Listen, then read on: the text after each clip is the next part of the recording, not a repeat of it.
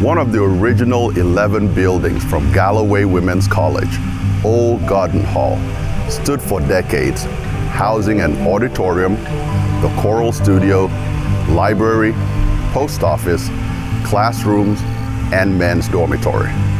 The beloved but drafty old building was raised in 1951 to make room for the new administration building. The bricks from Garden Hall were used to build the Claude Rogers Lee building and the bell tower that sits in the front lawn today. In February 1953, the old bell rang out once again from its new home. In March 1954, anticipation mounted as the entire Harding community waited to hear the announcement they'd been working toward for 20 years. Dr. Benson had traveled to Chicago to bring the college's proposal for accreditation. The ringing of the bell was a prearranged signal that they had reached their goal. As hours and days passed, many recalled the disappointment of previous years and began to worry that this one would be no different.